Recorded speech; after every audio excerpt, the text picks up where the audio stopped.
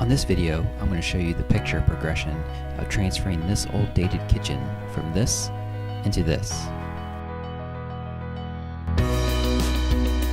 My wife and I recently purchased a new family home.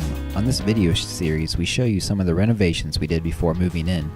Make sure to subscribe to my channel, Projects with Steve, so you can see all the renovations to this home, as well as other projects that I get into. On this video, we show you the kitchen remodel. This is what the kitchen looked like when we purchased the home. The cabinets are original from the 1970s.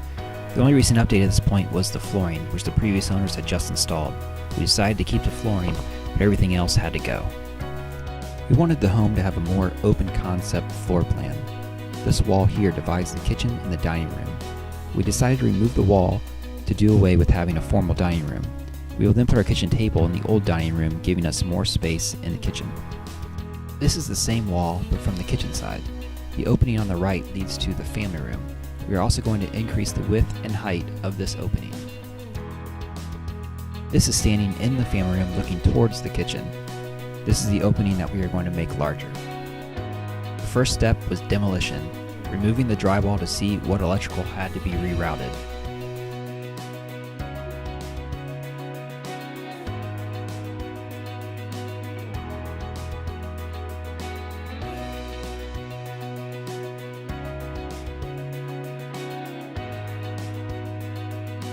It didn't take very long to see how much more sense the floor plan makes in this home by removing that wall. It really opens up the entire first floor.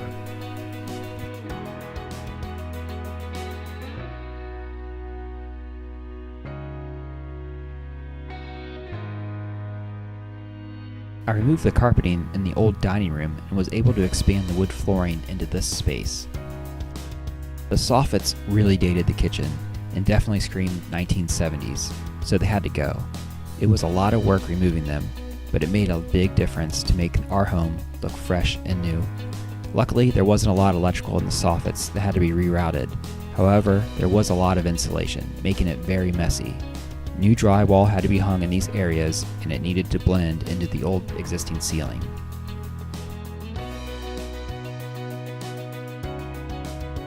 Here are the old cabinets sitting in the garage. I did find a buyer for these old cabinets as someone who was going to use them in their workshop.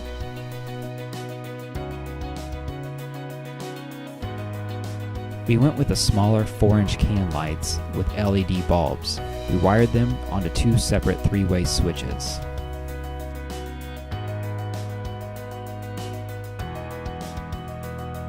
Here is the new flooring going into the eating area. Don't worry, I do end up replacing that chandelier.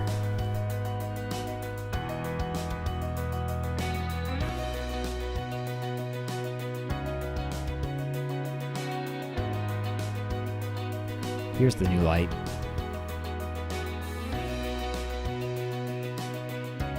This is what the cabinets looked like the day they were delivered.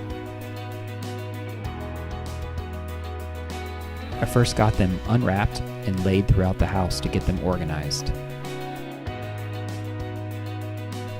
It took one full Saturday to get all these cabinets set with a little help. It was really rewarding to see all the planning and hard work to finally come together. That old window looks really dated next to the new cabinets, but that will get replaced shortly. The crown molding didn't get installed right away because, well, our twin babies were born. The project came to a halt for a little while. Now the crown molding, hardware, and new window are installed.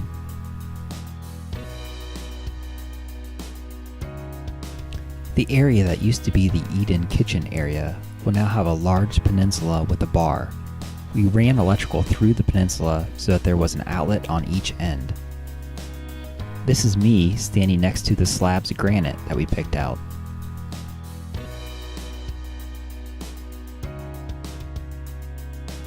Well, here's how the kitchen turned out. It's hard for us to even remember how the old kitchen even looked. The shiplap pegboard is something that I made for my wife for Christmas. I will likely feature this in more detail in another video. I still plan on installing a tiled backsplash. I did install under cabinet accent lighting that works off a remote with color changing LED lights.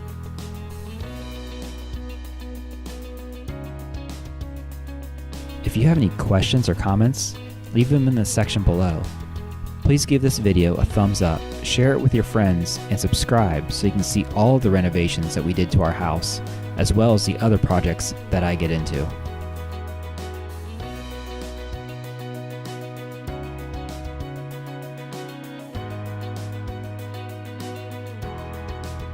Thanks for watching, and I will see you on my next project.